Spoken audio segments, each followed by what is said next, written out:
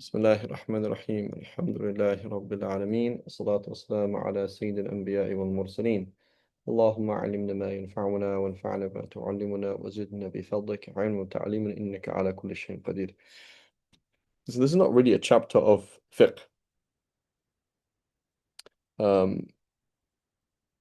This is kind of like they call it ta'arud, so ta'arud al-adilla, like that's what we're talking about, like what if there's conflicts in evidence, right? But here when you say in hadiths when they differ, it's not really kind of a proper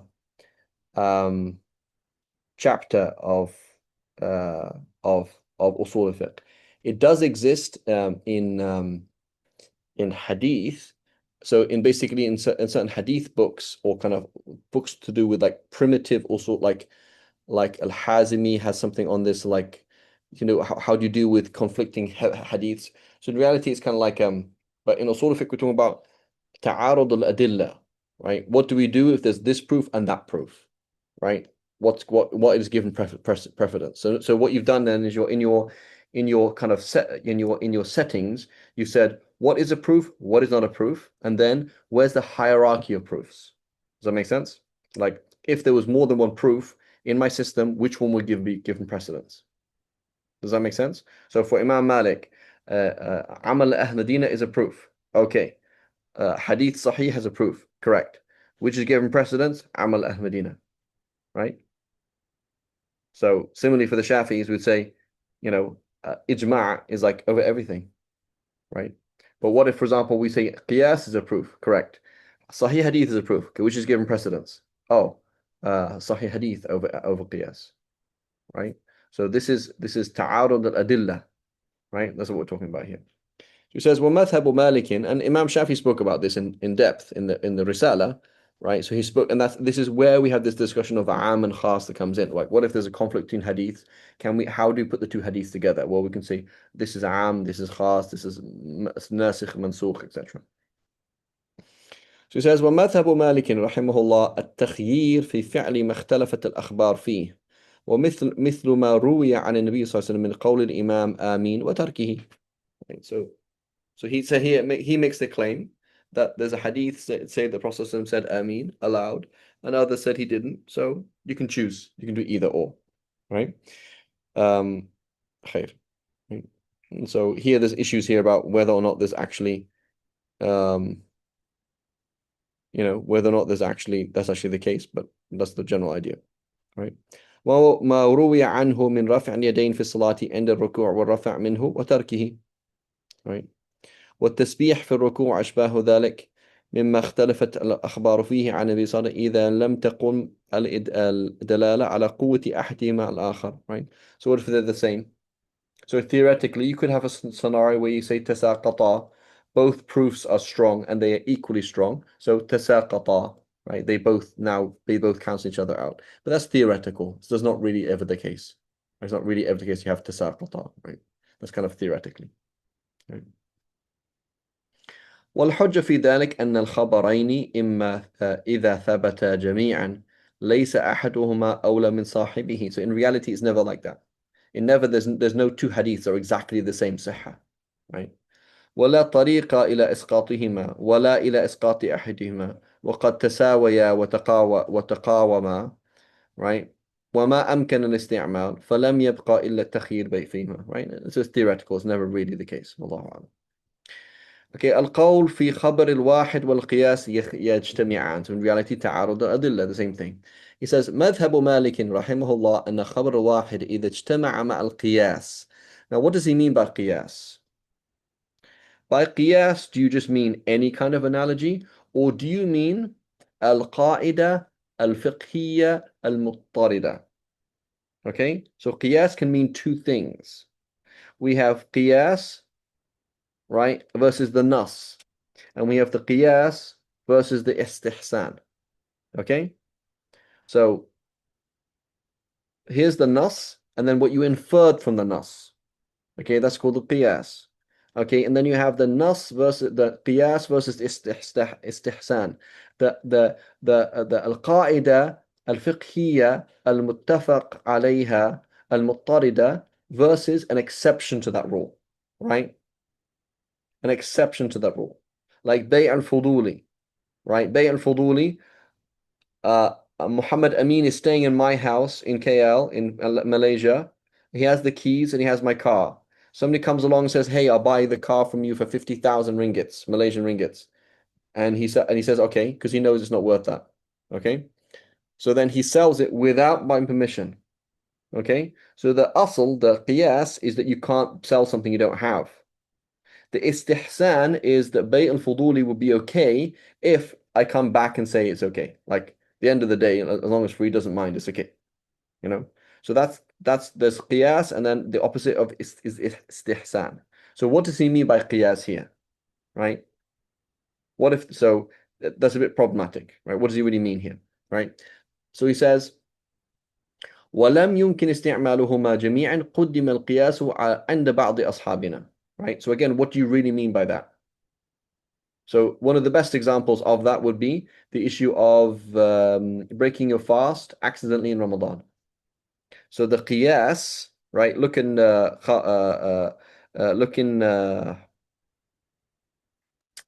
what's it called? Qadiyat's commentary on Sahih Muslim. It's called something. I can't remember now. Somebody remind the name of the book. Anyway, so he will tell us that there's a system, right? In fiqh, if you don't pray or you forget to pray, you have to make it up. If you don't pay zakat or you forget to pay zakat, you got to make it up. If you don't do hajj or you forget to go on hajj, you got to do it. So how is it that when you didn't fast, at the end of the day, you didn't actually fast, right? Because you ate and drank forgetfully, so you didn't fast. Why is it that you don't have to do qada, right? So the qiyas is that you do qada, right? The khabar in Sahih Muslim is that that you can just innama at'amahu Allah wa saqa, right? It's just Allah subhanahu wa ta'ala gave it to him, so it's okay. So the hadith goes against the qiyas. So which one should we go with? The Malikis, they go with the qiyas, right? They go with the system, right? And in reality, all of us do that. What we do is, Shafis as well, right? Shafis, we come along, there's a hadith. What was it? Where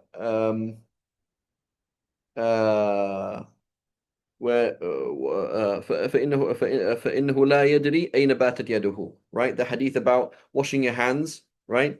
In the container, washing hands 3 times before you put it in the container. So what we say is al-asl al-tahara. So the command to wash your hands before you put it in a container, wash it 3 times, is all for istihbab. It's just recommendation, right? And it's just merely makruh to put your hands in. Why? Because the asl, the qiyas, the asl is that things are pure, right? And the tawahhum at-tanajjus, the possibility of najasa does not make it filthy, right? So everybody's doing that in reality, right? Everybody does that in reality. So there's a lot of scenarios that's kind of default is that people, the fuqaha, will understand a hadith or a verse in the Quran in view of qawaid kulliyah, in view of other widespread systems in the fiqh, right? So we all do that to some extent, but how far do we do it? That's the question, okay? So again, even in the face of the Shafi'is, we could say, oh, so you put qiyas over the nas, like the nas says, wash it 3 times, and wal amr al wujub. So in principle, you should have to do that. It should be wajib, right? It should just be wajib. There we go, right? So in reality, everybody does it, but to what extent and to where and how, etc. So he says, قدم القياس عند بعض أصحابنا. Again, and why would we do that? Because it's if the qiyas is if that qaida is a qaida kulliya muttarida, then it's really odd that Sharia should have another exception, right? Another example of that is the musarrah, right? The musarrah is I sell you a cow, and before I sell it to you, I don't milk it for like a week, so its udders are huge. Okay? So now you see this cow with huge udders. You're like, whoa, that's an amazing cow. I said, and so now you think that this cow must make tons of milk. So then you buy it for a high price. And then you milk it and you realize, hang on a minute, I've been tricked. Right? So the qiyas is that you've been tricked. You should have a right to cancel this contract. And that's about it. And then basically, because you have done itlaf of what's it called, az-zawaid al-munfasila, right, of things that have come from this cow, like the milk, you've done ifsad of it by drinking it or by it being too long and going off, whatever. You should have to pay me the difference, right? It's like that's the difference. So basically, we look at the value of that milk, and it could be a lot or it could be little, depending on what kind of milk it is and how much it is. And it should be like that. Along comes the hadith and mentions that you give a fixed amount of dates with it. I believe it was sa'. I can't remember the hadith now exactly, but I believe it's a sa', right? Sa' min tamr, right? So you're going to give these 4 scoops of of dates. You say, well, so then you ask the Shafis, is that the same for a camel and a cow and a goat? So yeah. Okay, why? Because of the hadith, right? So it's the same amount regardless of how much milk it is.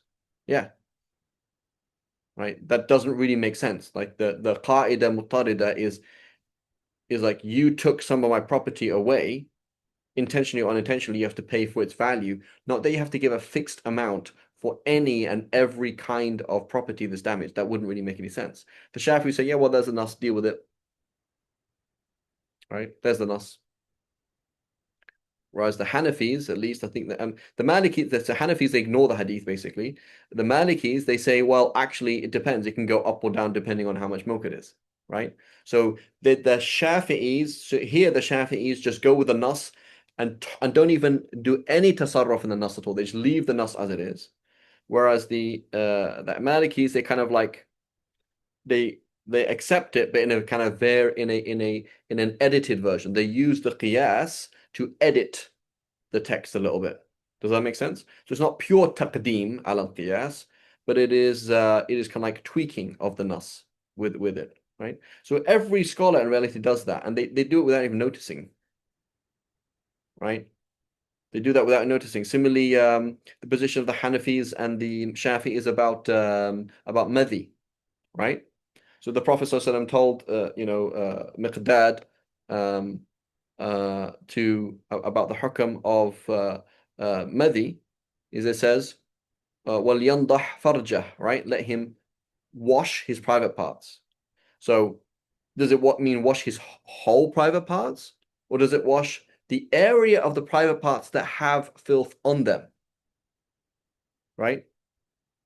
So the Shafis who say, well, when you wash your private parts, the reason why you'd wash your private parts is because madhi came out, and madhi is filthy. So therefore, we would do what's called takhsis bil qiyas. We're going to say, wash your private parts. The default private parts means the whole of your private parts.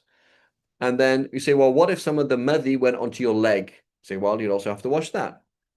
So we did qiyas, right? Like we extended the hukam with qiyas. We also do takhsis bil qiyas, i.e., wash the mutanajjis part of the private parts, not just the private parts mutlaqan, right? And so the Shafis do that almost without thinking, if that makes sense. Like they're not really saying we do taqdeem of qiyas ala nas. You know what I'm saying? So there's clear scenarios where you just don't do amal of a nas at all. Like we just ignore the nas. That's something very different. As the example of the Malikis rejecting the hadith of Sahih Muslim, basically, right? Um,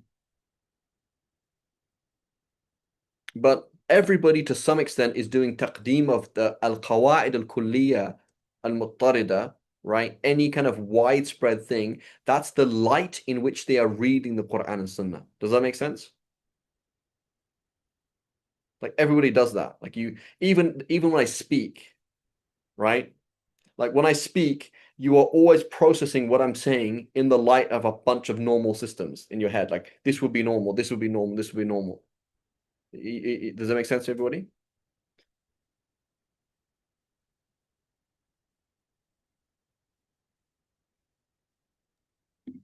Yes. Right? Talib, Jawad, Yusuf, Farhan, everyone's following? Yes, of course. Okay, fantastic. Yes, following. Okay, so anyway, let's take the scenario, the specific scenario of no, I'm not going to follow this hadith that says that if I don't fast, I don't have to make it up, right? Because because it doesn't make sense, because it goes against the normal qiyas that whenever you don't do a wajib, you have to do it. He says, وَالْحُجَّةُ لَهُ هِيَ أَنَّ الْخَبْرَ واحد لما جاز عليه النسخ, number one, والغلط, number two, والسهو, والكذب, والتخصيص, right? والتخصيص, notice, it could ولم يجوز على القياس من الفساد إلا وجه واحد وهو أن هذا الأصل المعلول به العلة أو لا وصار أقوى من خبر الواحد فوجب أن يقدم عليه, right? So basically the hadith could be qualified, the statement as a statement could be qualified, and the hadith as its khabar ahad could be abrogated, could be a mistake, could be all sorts of things. We're going to follow. It says لم يجوز على القياس من الفساد إلا وجه واحد. There's only one problem with qiyas, وهو أن هذا الأصل معلول بهذه العلة أو لا. The issue is the asl المتفق عليه. We all agree with the asl, right? The question is this the reason behind it or not? Okay, so it doesn't have many problems. So the question is, wine. Is the reason why wine is haram, is it because it's intoxicating? Or is it because it's intoxicating and it's made out of grapes? So that's the question, right? So that's not a big problem compared to something else. صار أقوى من خبر الواحد فوجب أن يقدم عليه, right? And I would also add that that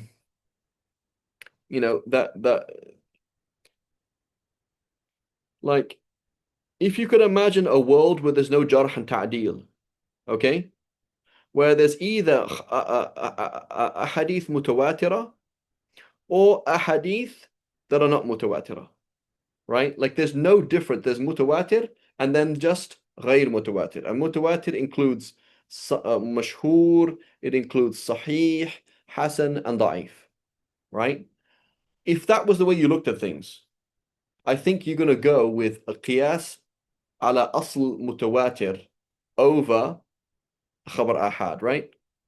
Because khabar ahad is just like, yeah, some of it's weak, some of it's hasan, some of it's sahih, some of it's this, some of it's that, yeah, kind of, So what you would do then is you would actually be very critical of any hadith that are not mutawatir, right? And that's kind of how the Hanafis work.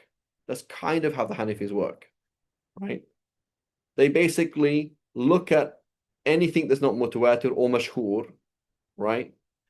And basically just put the well-known systems over it. Does that make sense?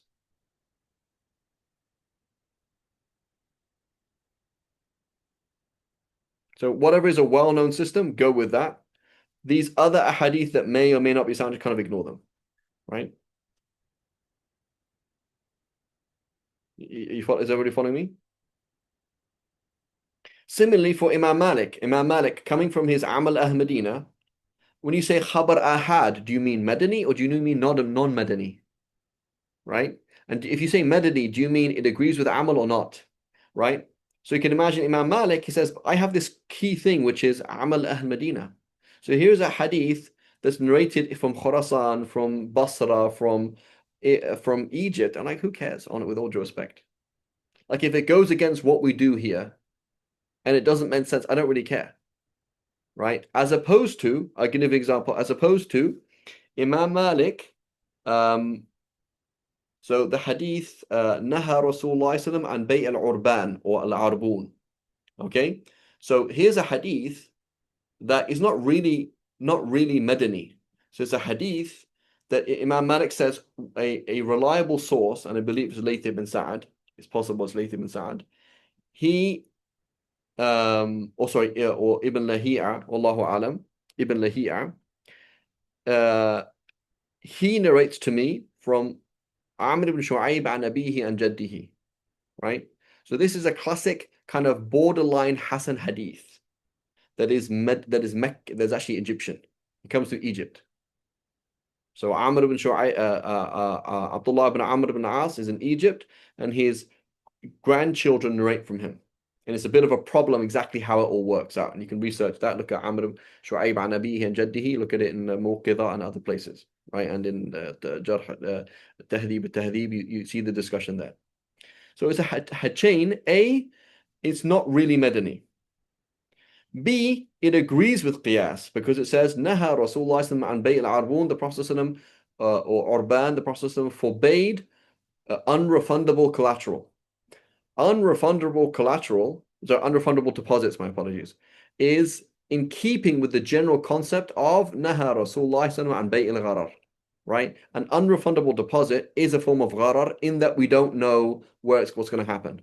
You are paying $100 up front, and that's your deposit, and you may or may not go ahead with the contract. So it's kind of an if contract. If contracts by default are problematic, right? So it's A, not Madani, B agrees with Qiyas, I'll follow it. But what if it didn't agree with Qiyas? Would he follow it? Or it didn't agree with the systems in Medina, or it didn't agree with what is well known in Medina, right? Then you're not going to follow it. So to look at it in an absolute sense, Imam Malik accepts or does not accept al-khabar al-ahad إذا خالف القياس. It's a bit tricky, right? It's a bit tricky, right? Because it's not quite simple. But with the Hanafis, it's much easier. The Hanafi Shafi'i mentality is much better, right? So we're looking at hadiths in general. Here is a Sahih hadith, it's in Bukhari. Here's a Sahih hadith, it's in Ibn Hibban, and it goes against Qiyas. What are you going to do? So in reality, half the time it mentions this. Half the time it says, وَلَمْ يُمْكِنْ اسْتِعْمَالُهُمَا. In reality, half the time they're going to try and marry the two. Try and put the two together in some kind of way. Right? Do ta'weel of the hadith. Right? The hadith means this. Hadith means that. It's try and put it in another way, right? So we're often going to cut up a hadith or understand the hadith in view of qiyas. We're often going to do that, and it won't be labeled. The Shafis will not be blamed. Oh, you're not following the hadith. They say the hadith means this because we're looking in this way. We're looking in that way. Does that make sense? And we do this in Aqidah all the time. والله لا يؤمن والله لا يؤمن والله لا يؤمن قيل من يا رسول الله من لم يأمن جاره بوائقه, right? So the Prophet said, by Allah he does not believe, by Allah he does not believe, by Allah he does not believe. Who a messenger of Allah? He who does not protect his neighbor from his evils. So what do we say? Do we do qiyas and say no? I believe the kabira is not kufr, right? Doing a kabira is not kufr. Or do we go with the nas? Which do we do? What do we do? So the nas says if you harm your neighbor, you're a kafir. So what do we do here? All of us, without exception, we all do ta'weel, right? Apart from Khawarij and Shia and Mu'tazila, right? We're all going to do ta'weel. We're going to say what it means is he's not really a believer. That's what we do, right? So in reality, we're all doing that. We all did taqdeem of the qiyas ala khabar al-wahid. You follow me? Yes. And in fact, we'd sometimes do that with khabar mutawatir, right? وَمَنْ قَتَلَ مُؤْمِنًا مُتَعَمِّدًا, right? We do it even with the khabar mutawatir. We understand one thing in the general system. So here's that question again. We say, how general is that? Right? So when you say qiyas, do you mean like one possible analogy from another possible hadith? Or not, right? Similarly, in the Shafi school, we have the issue of, what is it? The issue of yeah. So man nasiya, right? Then so forgetfully eating while you're fasting. So we have two positions in the Shafi school. So the hadith mentions if you forget, mutlaqan, right? Or anybody who forgets. It doesn't matter if he forgets 1,000 times or he forgets once. Okay? So we have two positions in the Shafi school regarding the person who forgets multiple times in one day. So do we follow the قاعدة مضطردة النادر لا حكم له, something that is rare, has no particular consideration, or do we just go with the nas? Right? Two strong positions in the school. The relied upon position is we go with the nas because we're doing taqdeem of the nas over qiyas. Right? The other position is no, it's that's the point is it's common to forget, people forget, but people don't forget 1,000 times in one day. That's ridiculous. You forgot 1,000 times in one day, right? Um, um, people don't forget 1,000 times in one day. That's considered nadir, right? So, this whole thing is quite tricky. It's quite tricky, right? Even, for example, the late scholars in fiqh, right? Like as a faqih, I'm dealing with a statement, which is the same kind of idea. I'm dealing with a statement of my early scholars. How do I deal with it, right? You will find, for example, Ibn Hajar al-Haytami in the Shafi school, he will say, where he says, وَيَشْمَلُ إِطْلَاقُهُمْ. He would say, when the early scholars mention it without qualifications, this should include X. Like he's asking the question, am I at liberty to exclude certain things from this general statement of the early scholars or not? Because it's kind of difficult, right? So someone like Ibn Hajar, a late Shafi'i, dealing with the general statements of the early scholars is a bit like that. I have a general statement of the early scholars, and then I have certain principles that I might want to use to exclude certain things. Can I do that? Can I not? It's the same discussion in reality, right? It's the same discussion in reality, right? So it's not so simple, and it's not so easy to say the Malikis do it or the Hanafis do it. We all kind of do it to some extent. Does that make sense? Is everyone following? Yes. Okay. Yeah. وقد اختلف في ذلك فقيل خبر واحد أولى من القياس وهو الذي ذكرناه وقيل القياس أولى لما ذكرناه واختلف فيه أصحابنا والله أعلم. Right? In reality, it's a bit more complex. That's why there's going to be اختلاف in reality. Right? But in principle, does Imam Malik put, for example, maqasid al-sharia over a verse of the Quran and a hadith? So that's like a Maqasi person would do that. Maqasi person would be like this. Listen, the Sharia is just trying to keep people alive, or keep stability in things. A homosexual, a gay marriage would be okay in modern post-industrial revolution world where there's police monitoring them, social services, etc., etc., etc. Right? They just look at the maqasid, right? So a maqasidi person would say 100% qiyas over nas. And that's what they'll do. They'll just cut apart the whole Quran and Sunnah and everything and say, yeah, but the point of deen is this. You know what I'm saying? And then on the other side, the person who has no concept of fiqh or no concept of maqas sharia just say, well, it says this, that's it. Right? That's all it is. Like there's no, so in reality, we're looking at a bigger discussion, which is what's the role of qiyas and maqasid in the sharia? And do we just look at the text 100% and ignore what the text is trying to do? Or do we go 100% and say, well, the text is trying to achieve these 5 goals, keep people alive, keep people sane, keep people Muslim, protect people's lineage and sexual dignity and protect their wealth, right? And in which case, just make it up as you go along. So Imam Malik would, and none of the four Imams would ever do that. Just like make the deen up based on the maqasid. Does that make sense? But maqasidi people would do that, right? Does everyone understand what I'm saying? Yes. Okay.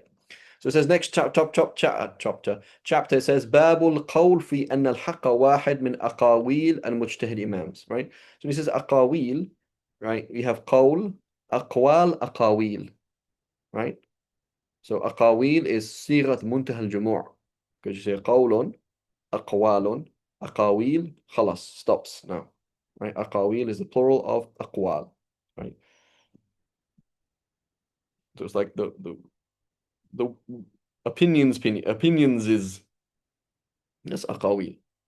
right? قال القاضي رحمه الله ومذهب مالك رحمه الله أن الحق واحد من أقاويل مجتهدين وذلك أنه قال لما سئل عن اختلاف أصحاب رسول الله صلى الله عليه وسلم ليس فيه ساعة إنما هو خطأ وصواب وكذلك قال ليث لما سئل عن ذلك وقال مالك رحمة الله قولان مختلفان لا يكونان جميعا حقا وما الحق إلا واحد وأجمع مالك وسائر الفقهاء أن الإثم في الخطأ في مسائل الاجتهاد موضوع means it's put down, you're not responsible, right?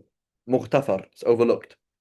والدليل على ذلك قول النبي صلى الله عليه وسلم إذا اجتهد الحاكم فأصاب فله أجران وإن أخطأ فله أجر وهذا نص في أن في مسائل الاجتهاد ما هو عن خطأ فدل على أن الحق في واحد لا في جميعها وجعل له الأجر وإن أخطأ عن اجتهاده ورفع عنه إثم خطئه, right?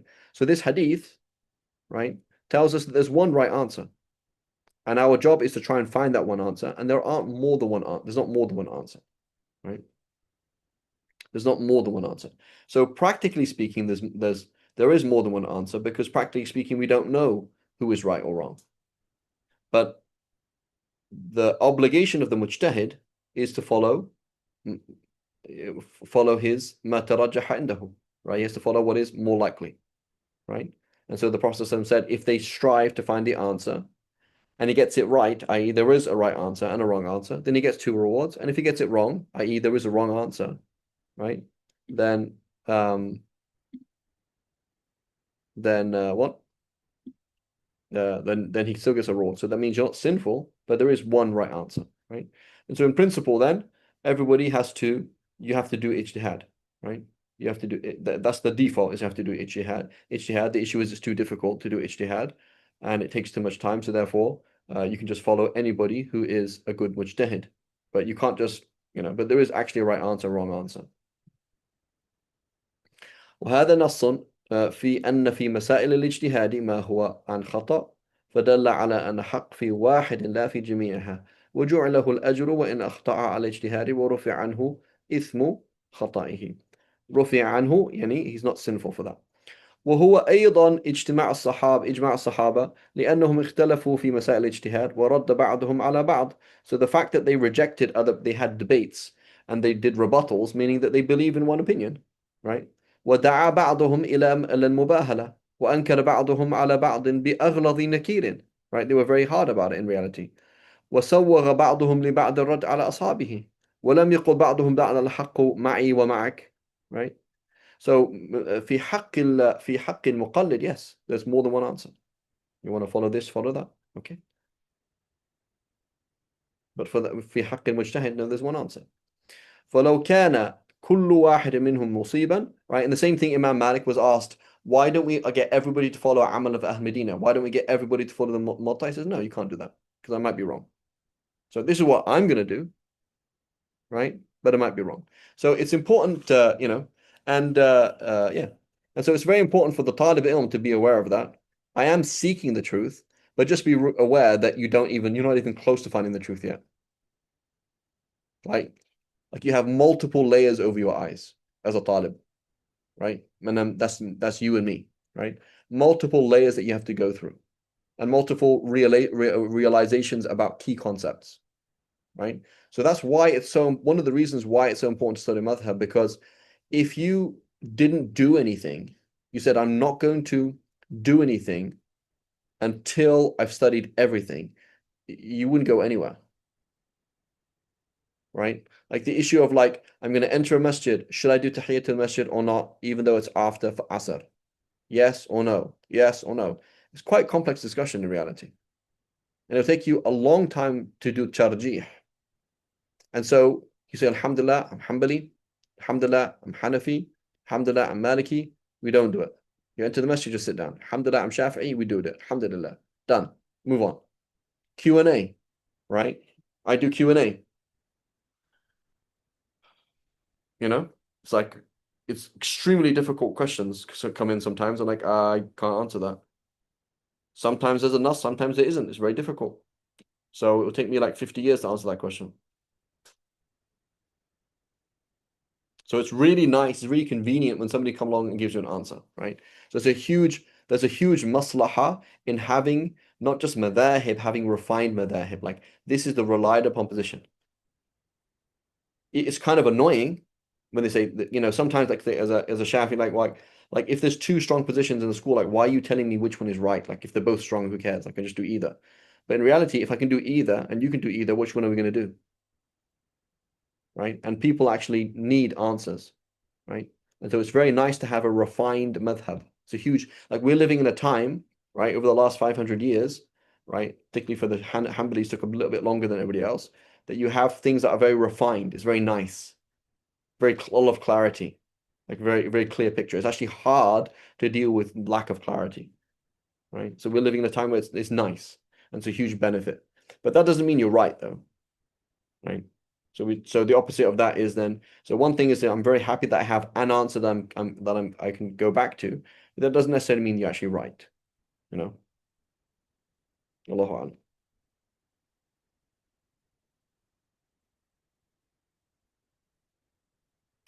Okay, khair. So then he says, next point, he says, Al-qawlu fi ta'khir al-bayan. Right, so you have something that is mujmal, meaning it is sufficiently vague that I don't understand how to apply it. So it's not that it's general and I'm trying to wonder if there's exceptions to the rule or not. It's just I don't know what that means. Like pray, like how do I pray? Oh, I'll show you in a minute. And then you don't, right? Do what I'm about to order you to do. Okay, what are you about to order me to do? Right? Right? So is that possible? Is it possible that Allah tells me to do something and then doesn't tell me how to do it? Right? So it says ليس يختلف مالك رحمه الله وسائر الفقهاء في أن تأخير البيان عن أي بعد وقت الحاجة لا يجوز وإنما الخلاف هل يجوز أن يتأخر عن وقت النزول إلى وقت الحاجة. Is it possible that Allah tells you to do something and then before you actually have to do it, you don't know how to do it? So he tells you in 5 minutes, I'm going to ask you to do something very specific. You have to do that thing and make sure you do it. And then is it possible that Allah not tell you how to do that before the 5 minutes comes up? Right? وليس عن مالك رحمه الله في ذلك نص قول ولا لأصحاب المتقدمين. Right? Notice here Ibn Qassar is of the متقدمين, but he's talking about that. وكان ابن بكير, and I believe he's one of the students of Imam Malik, right? I think he has a Muwatta of Ibn Bukayr. I think that some of the ashab of the books of Sitta narrate from Ibn Bukayr from Imam Malik, if I'm not, unless I'm mistaken. يقول إن البيان يجوز أن يتأخر عن وقت ورود الخطاب إلى وقت الحاجة. ويذكر أن مالك رحمه الله قد أشار إلى ذلك حيث قال وقد ذكر قول النبي صلى الله عليه وسلم من قتل قتيلا فله سلبه أن ذلك له إذا رآه الإمام لأن الرسول الله صلى الله عليه وسلم قد كان قبل ذلك قسم أسلابا كثيرا ولم يبلغني أنه قال ذلك إلا يوم حنين. Right. So the example here is he only said whoever kills a kafir on the battlefield, then he can take his whatever's on him, like his what's it called? His armor and weapons or whatever. He only said that at Hunain. So he only specified that, even though initially there was something as distribution of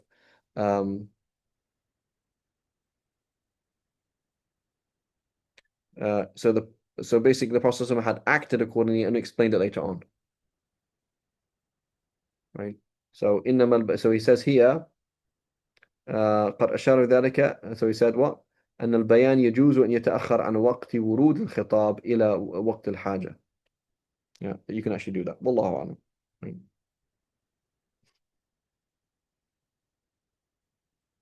قال ابن بكير وقد كان مالك يقول لا يجوز أن يتأخر البيان عن وقت الحاجة فهذا يدل على أنه كان يجوز تأخيره عن وقت النزول. وقال شيخنا أبو بكر بن صالح الأبهري رحمه الله يمنع من ذلك يقول لا يجوز أن يتأخر بيان عن وقت ورود الخطاب، والحجة لمن جوز تأخيره عن وقت الخطاب إلى وقت الحاجة ما روي عن النبي صلى الله عليه وسلم أمر معاذا أن يعلم أهل اليمن أن عليهم زكاة تؤخذ من أغنيائهم وترد على فقرائهم، فأعلمهم معاذ ذلك، ثم كان بيان شرائع الزكاة ووجوهها يقع لهم على مقدار الحاجة، حتى سألوه عن وقص البقرة فأخبرهم وأنه لم يسمع من النبي صلى الله عليه وسلم فيه شيئا. Right? So the Prophet ﷺ told him certain information about how to take zakat from people, but did not tell them about how to deal with the gaps in the numbers of cattle. So sometimes do you give a 40th, or how does it work? Is it always a fraction, or are there certain brackets of numbers or something? So Mu'adh ibn Jabal was told to do something without this necessary information, right? Because they didn't ask him that question yet. So therefore, the explanation of exactly how to do things was not given because it wasn't asked yet. It wasn't there was no haja yet. Wallahu alam. ولا معنى لمن ينكر. Okay, that's fine. We'll just this is fine. Wallahu alam. Next مسألة, he says القول في خطاب الواحد هل يكون خطابا للجميع? Right? صلي, does that mean صلوا? Right? When the Prophet is told to do something, does that mean we're all told to do that? قال القاضي رحمه الله إذا خاطب النبي صلى الله عليه وسلم العين الواحدة هل يكون خطابا للجميع مع المشاركة في الجنس أم لا? So is it like this? When the Prophet told one of us to do something, he's telling all of us to do it? Or are we supposed to do that through qiyas? Or the Prophet told him to do it and I'm like him, so therefore I have to do it. So is it a direct process, or do we have to do analogy? إنا لا نعرف عن مالك رحمه الله نصا في ذلك، والذي يدل عليه في ذلك مذهبه هو أن الخطاب خطاب الله تعالى أو خطاب رسول الله صلى الله عليه وسلم لعين من الأعيان خطاب للجميع، وذلك أن مالك رحمه الله روى حديثا عن أبي هريرة في الموطأ أن رجلا أفطر في رمضان في زمن رسول الله صلى الله عليه وسلم، فأمره رسول الله صلى الله عليه وسلم أن يعتق رقبة أو يطعم 60 مسكينا أو يصوم شهرين متتابعين، الحديث، فاحتج بذلك في من أكل في شهر رمضان متعمدا لغير عذر أن عليه الكفارة، فهذا يدل على أن مذهبه ما قلناه. So the question is what? Didn't he just do that through analogy though? Didn't he say somebody broke their fast in Ramadan intentionally and the Prophet told him to this? By analogy, anybody else. Does that make sense? So that's called analogy. So the mere fact that Imam Malik inferred that can just be through analogy. That doesn't necessarily mean that we were all told at the same time. When the Prophet was telling him, he was telling me. Does that make sense?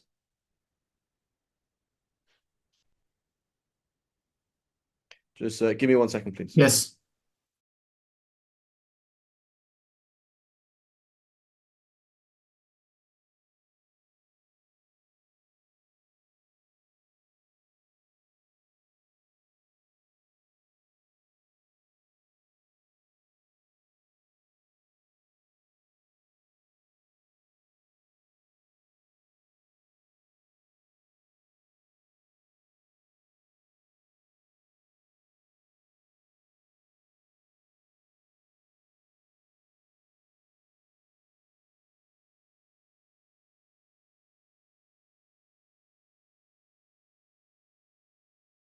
My apologies. Again, does that make sense? So this is one of the problems we mentioned in the beginning of the type of usul that they're using. So when you say Imam Malik is right, and Imam Malik came to this conclusion, therefore his usul is this, it's a bit problematic because you don't actually know what he's doing.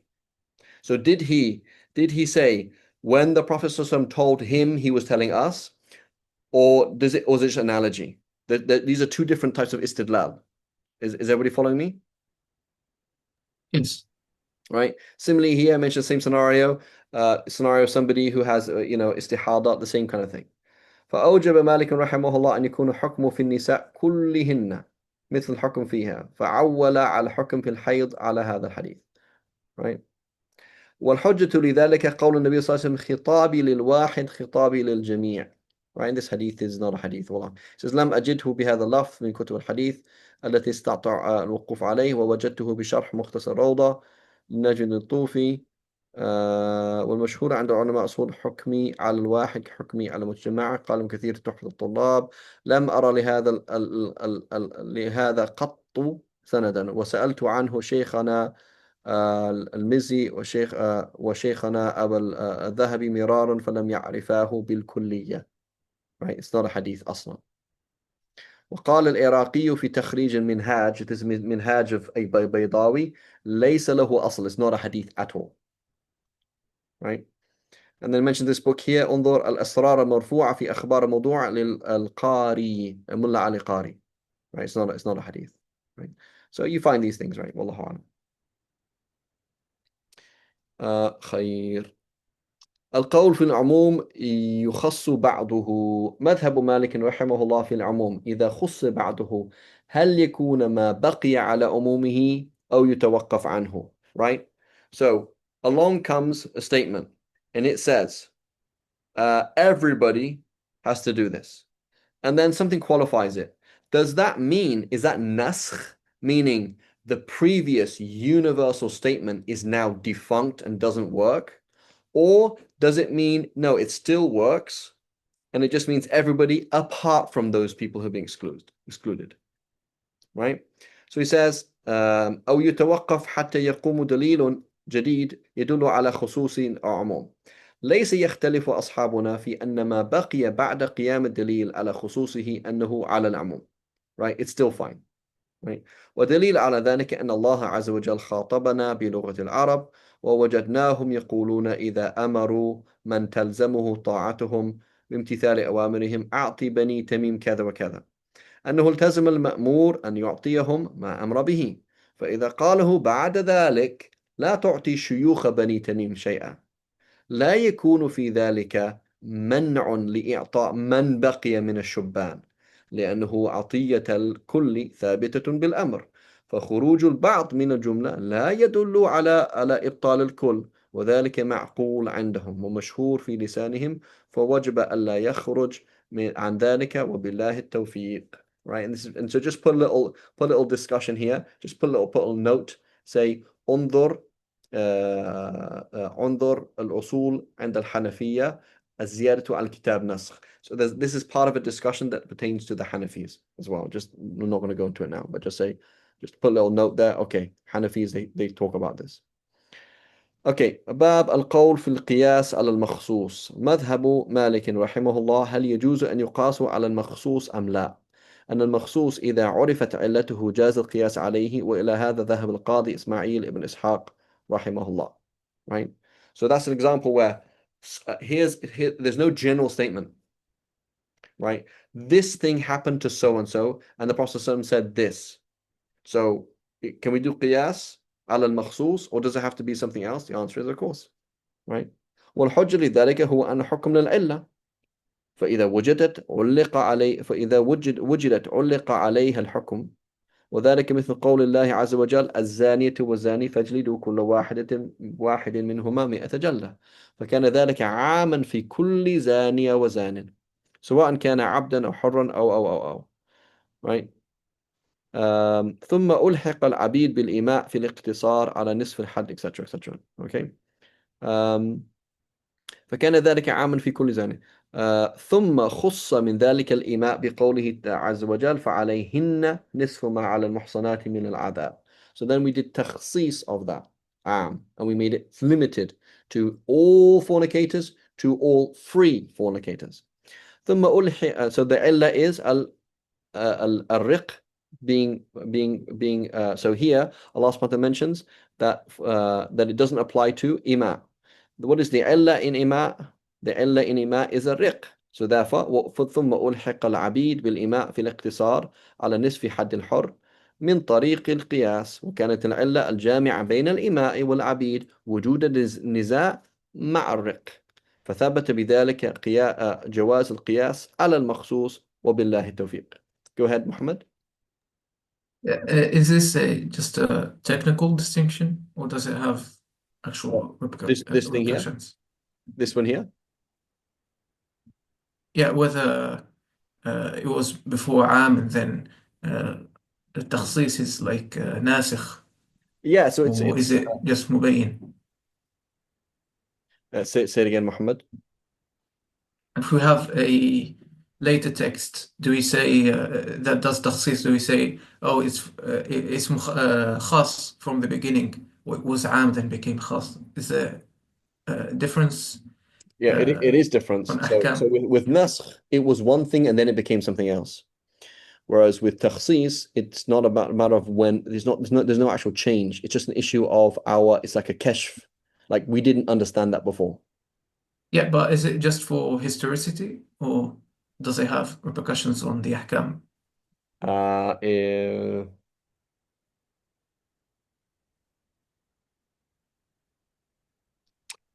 I'm trying to think.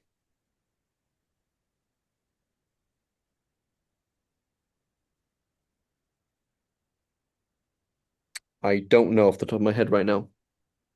I think it might do. I think it does, but off the top of my head right now, I don't think it has a difference. Allahu alam.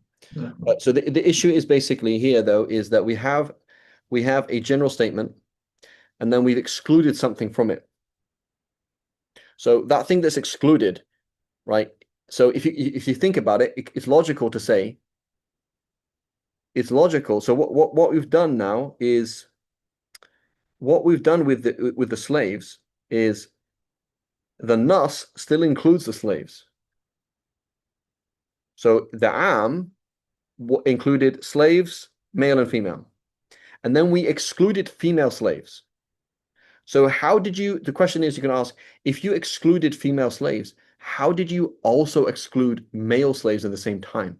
That doesn't make any sense, right? Like imagine, say, for example, everybody in the school, meaning the staff, teachers, students, all can go on break apart from the girls in grade 5.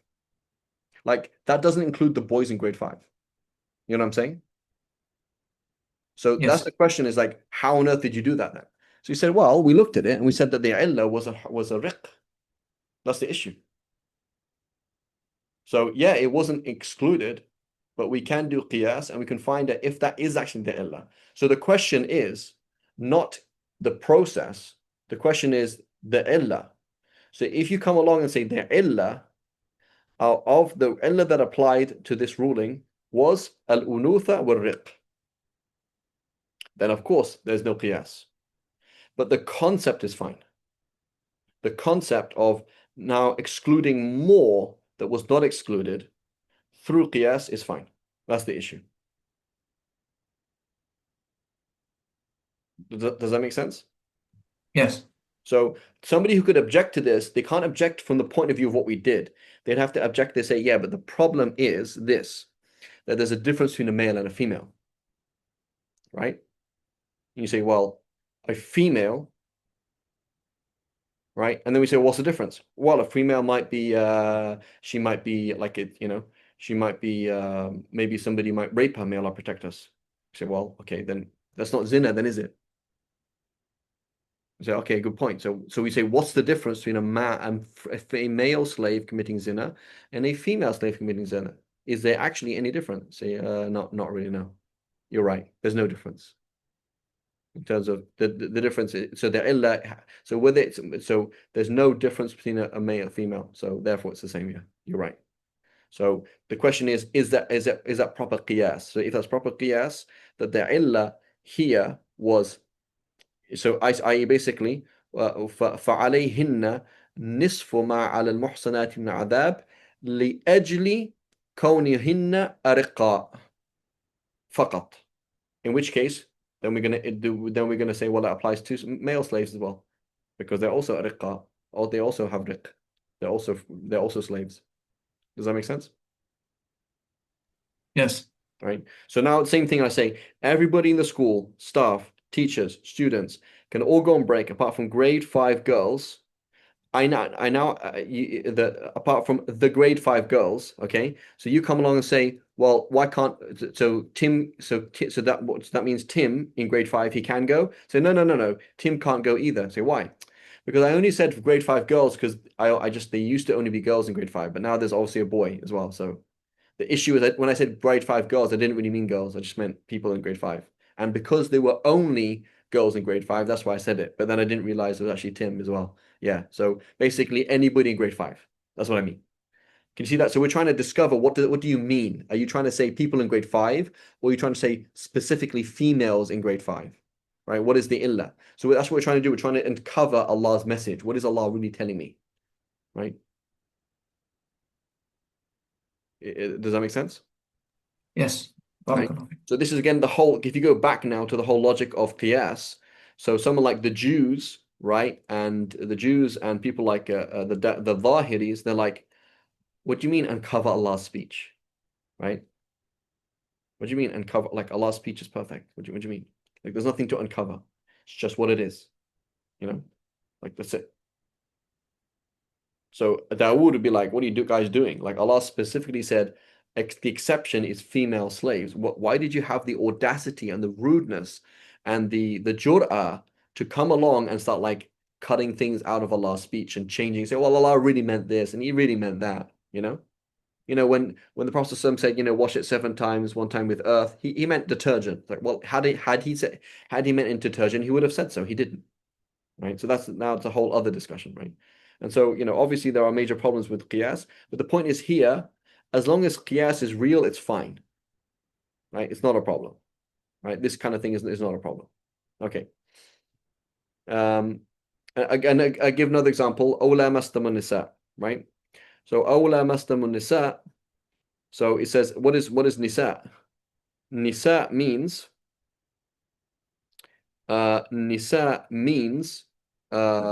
females who've reached puberty. Okay, so therefore the nas excludes girls who have not reached puberty. So now I'm going to exclude certain females who are included in the nas, and I'm going to include certain women who are not included in the nas. So I'm going to exclude my mum, my sister, my daughter, my niece, my granddaughter, my grandmother, my aunt, because there is no ihtimal shahwa, right? In the Shafis, for example, our illa, we say that illa is ihtimal shahwa, right? So I'm not talking about so I'm going to exclude that, and then I'm going to include a girl who hasn't reached puberty yet, because she's no different. And then the Nas says women, and I'm going to include women touching men because of the ihtimal of ishtiha, right, of shahwa, right? So there's the ihtimal there. Why not? So I've now excluded people who are included in the text, which are my mother is of the nisa, my daughter's of the nisa. I'm going to exclude them, and I'm going to include based on the illah, right? And that's what we all do that to some extent. Right? Does that make sense? Yes. Okay. Okay. Let's just cover one more thing, and then I don't know how far we have to go actually. So it says, where's the end of the book? Bookmarks is here. Oh, 206 is the end of the book. So anyway.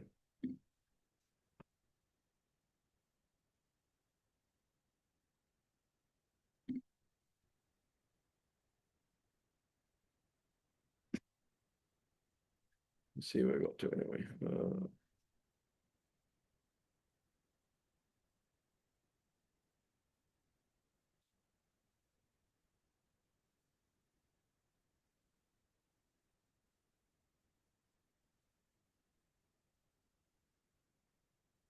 Okay, another discussion which is really okay, it's fine, we'll just go through here.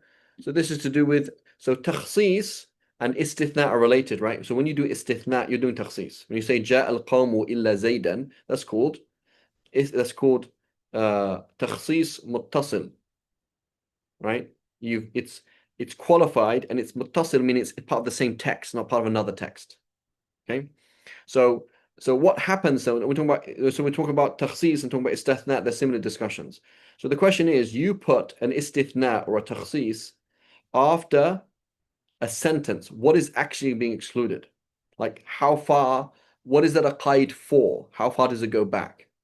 He says, عند مالك رحمه الله الاستثناء والشرط إذا ذكر عقيب جملة من الخطاب هل يكون رجوعهما إلى جميع ما تقدم أو يكونان راجعين إلى أقرب المذكورين وهو الذي يليهما. والذي يدل عليه مذهب مالك رحمه الله أن يكون الاستثناء راجع إلى ما تقدم إلا أن تقوم الدلالة على المنع منه، وذلك أنه قال شهادة القاذف مقبولة متى تاب، لقوله عز وجل ولا تقبلوا لهم شهادة أبدا أولئك هم الفاسقون إلا الذين تابوا من بعد ذلك. Right? So is it that they are fusaq إلا الذين تابوا, or is it is لا تقبلوا لهم شهادة إلا الذين تابوا؟ فجعل الاستثناء راجعا إلى جميع ما تقدم من الحكم بالفسق وقبول الشهادة. Right? So do we treat them in both categories or not? والدليل على صحة ذلك هو أن الاستثناء رافع removes لحكم كلام المتقدم، وقد نيط علق بعضه ببعض حتى صار كالكلمة الواحدة، فوجب أن يكون راجعا إلى جميعه إذ ليس بعضه برجوع إليه أولى من بعض. Right? ومما يبين ذلك أن الله عز وجل قال فلبث فيهم 1000 سنة إلا 50 عاما، فكان استثناء عام في جميع ما تقدم، إذ لم يكن بعض السنين برجوع ذلك إليه أولى من بعض، لأن جميع ذلك مرتبط بعضه ببعض والله أعلم. Right? And this is an issue of the Hanafis. They say no, it's looking at the last possible thing. That's why they have a different hukm of that. Allahu A'lam. One last thing and we'll stop inshallah. باب القول في الأوامر هل هي على الفور على التراخي. We did this, right? Did this ages ago. I don't know why it's quite here. Allahu A'lam. He says ليس عن مالك رحمه الله في ذلك النص، ولكن مذهبه يدل على أنه على الفور. Right? لأن الحج عنده على الفور ولم يكن ذلك كذلك. That wasn't like that. إلا لأن الأمر اقتضاه. Right? والحجة له قوله سارعوا إلى مغفرة من ربكم. Right? فقال المفسرون إلى الأعمال التي بها تغفر ذنوبكم، وهذا عام في جميع عمل، فأمرنا بالمسارعة. Right? والتراخي ضد المسارعة, taking one's time, doing things eventually. فدل على الأوامر على الفور دون التراخي. We spoke about this before when we mentioned the contrast between commands and prohibitions. فإن قيل قوله عز وجل سارعوا إلى مغفرة من ربكم يدل على وجوب المبادرة إلى ما يسقط الذنوب ويوجب غفرانها، لأن المغفرة إنما تكون للذنب، وليس في ظاهر الآية إلا وجوب التوبة وما يوجب التكفير للذنوب التي يستحق عليه العقاب، فهذا ما لا خلاف في وجوب المبادرة إليه، فمن زعم أن غيره من أفعال بمنزلته فعليه إقامة الدليل. So we say, well, all you're saying is hasten to good deeds, I make tawbah. قيل له سائر أفعال الطاعات والحسنات تغفر به السيئات، قد قال تعالى إن الحسنات يذهبن السيئات. So now you're going to say then, apparently now we have to race, we are now apparently obliged to race to do all good deeds, wajib and sunnah, and we're obliged to do them, apparently. Right? So that's what it's saying apparently. والمبادرة إلى فعل ما أمر الله به من الطاعات والشرائع مما تغفر به then فثبت ما قلنا والله أعلم. Right? So لا, you know. So we say the دليل الجمهور is it's not true. Right? Right? It's not true. So the deal, and when you say do something, that means you do it. Right? You're asking me to do mutlaq إيجاد المأمور به. You're just asking me to make sure that the thing that you've commanded me to do is done at some time. Right? And it's not like a nahi. A nahi, right, does not mean ala fawr, like in yastalzim al fawr. Right? When I say don't do something, it in itself does not tell you that you have to do that now. But because it means you can't do it, that means you can't do it now or any other time. Right? So al fawriya or al fawr min mustalzamat al nahi. Like la min mahiyatihi. Right? So the immediacy is of what the dictates, the necessary thing of not doing something, but it is not of its essence. So similarly, it's not of the essence of the amr. So when you say pray and you just pray at any time in your life, that's fine. Allahu A'lam. And the same thing here, because this is related, we'll just continue here. It says, وَبَابُ الْقَوْلِ فِي الْأَوَامِرِ هَلْ تَقْتَضِي تَكْرَارَ الْمَأْمُورِ بِهِ أَمْ لَا. So when you say pray, does it mean keep praying, or does that just mean pray once? قال القاضي رحمه الله الأمر بالفعل إذا تجرد هل يقتضي تكراره أم لا يقتضي ذلك.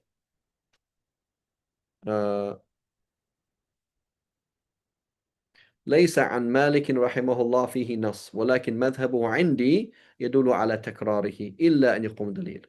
Right, so that means Hajj will be obligatory every year unless there's a delil that you don't have to. Right. الحجة لذلك حديث سراقة لما سأل النبي صلى الله عليه وسلم فقال أحجتنا هذه لعامنا أم للأبد? Do we have to do it every single year, or is it just this year? فقال النبي صلى الله عليه وسلم اتركوني ما تركتكم. Right, don't ask that question. وقيل في خبر آخر بل للأبد. Right. Like, don't ask that question. So the fact that the process and the default is he would be obliged to. وسراقة عربي ولولا أن حكم الخطاب في اللغة يوجب ذلك وإلا فما وجه مسألتي عن ذلك؟ لأن الأمر لو كان يعقل منه إلا مرة واحدة لم يسأل ولا سوغ النبي ذلك ولكان أن يقول إذا أمرت بأمر معروف معناه في لغتك فلما تسأل عما تعقله من الأمر. Right? So he says basically the fact that someone asked that question indicates that linguistically includes it. Okay. So he says وعندي الصحيح هو أن الأمر إذا أطلق يقتضي فعل مرة وتكرار وتكرار يحتاج الدليل. So he says my opinion personally. So he's saying he believes that Malik's position is that you have to do it again and again and again unless there's a proof, and that his own position is that you do not have to do it again and again and again unless there's a proof. والدليل على ذلك أن معنى قوله صلوا المراد به توجبه لغة افعلوا صلاة, pray once. فقوله صلوا ثم صلوا يقتضي فعل صلاتين. Right? So pray then pray, that means do prayers. That means صلوا means pray once. وكذلك لو قال صلوا 10 صلوات أو 10 أو صوموا 10 أيام اقتضى عدد ذلك, etc. Right? So it doesn't mean again and again and again. Wallahu a'lam. And that is the position of the majority of the scholars. Inshallah, we'll come to this inshallah ta'ala next week. So we have next week, and that's about it. I think we're going to finish next week. Possibly because the 15th I'm going to be flying, I think. Yeah, so inshallah we'll finish next week. Inshallah. So this is page 141, and it ends on